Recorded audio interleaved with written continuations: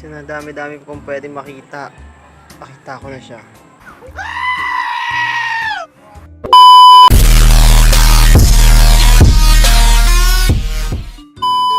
So yun guys, na inumaga na naman kami dito. Time check is already 10. Ayan o. Mamaya hindi ko lang alam kung ano gagawin namin dito. And may ako sasamba ako mamaya. Tapos shit, wala yung isip. Ganun. Mamaya-maya. And then, ito yung mga ginagawa namin ngayon.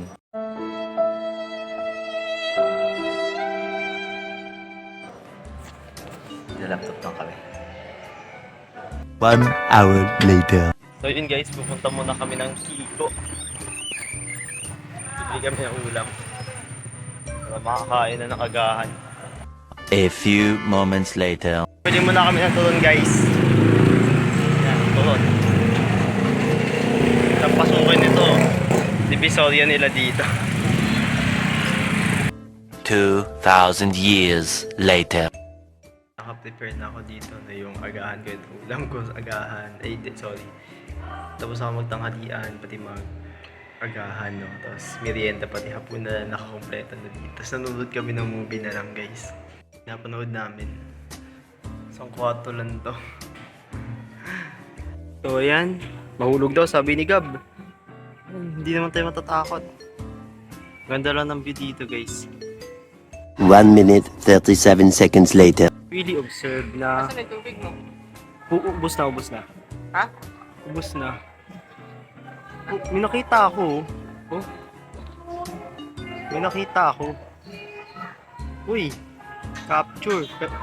Ano kaya lokal yan? At syempre, di ba nakakita na ako yan? Syempre, bukas yan. Pupuntahan natin yan bago tayo umuwi. Kasi na dami-dami kong pwedeng makita. Pakita ko na siya. Oh my God! At paulit-ulit ko ang kinaptured, no? Ayan, bilang beses ko na zoom yan. Sa sobrang curious ko talaga. Guys, yun ay changes. Dumidilim na. Dumidilim na guys. Nandidilim na yung paningin ko sa kanya. NANI? Ay, joke lang. Sasapuin ko na siya. Joke lang. Ang ganda naman ito, para siyang isda. Para siyang fish. Ito yung buntot. Tapos ito yung isa, no? Parang swordfish, ganun. Ito naman, nasa na yun? Pating, si Megalodon. Joke lang. 1 hour later. Ang ganda dito guys. Sugo daw yung camera guys. Siya daw kinakabahan sa akin sa bagay. Ang ganda dito guys. Ibuksan natin yung light. Light off. Lights Buksan pa yung ilaw. Ang ganda dito guys, sobra. Hindi nga kita eh.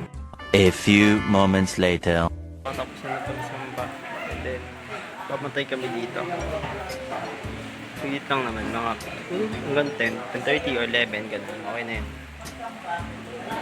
At ayun na nga, saktong 11 umuwi na nga ako niyan guys. No? Sumaglit lang yung kaibigan ko yung magbantay, kaya umuwi din ako kagad tapos ng ensayo nila kasi wala daw kasama yung lola niya. No? Ayan, nandyan na nga ako sa bahay ng kaibigan ko. No? Papasok na rin ako niyan. No? Dadatnan ko nga dito na nagla-laptop siya. Let's go! Ha? Tagal ko? Yan talaga buhay.